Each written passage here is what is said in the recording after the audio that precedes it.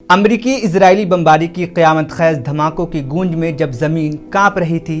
فضا دھوؤں سے سیاہ ہو چکی تھی اور ہر طرف چیخوں کی بازگشت گونج رہی تھی،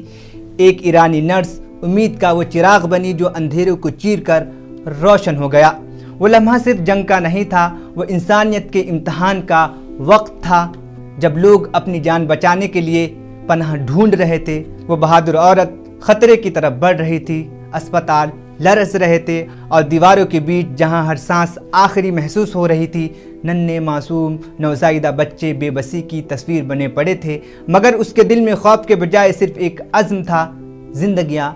بچانے کا۔ وہ ایک ماں کی طرح ہر بچے کو اپنے باہوں میں سمیٹی، اپنے دل کے قریب لگاتی اور گرتی دیواروں کو بکھرتی چھتوں کے درمیان انہیں محفوظ مقام تک لے جاتی رہی، اور ہر قدم پر موت اس کا راستہ روکنے کو تیار تھی، مگر اس کی ہمت موت سے بھی زیادہ مضبوط تھی۔ یہ قربانی، ہمت اور بے لوث انسانیت جو رہتی دنیا تک دلوں کو جھنجھوڑتا رہے گا، یہ ہمیں یاد دلاتا رہے گا کہ جب سب کچھ بکھر رہا ہو تب کچھ لوگ ایسے ہوتے ہیں جو خود جل کر دوسروں کے لیے روشنی بن جایا کرتے ہیں۔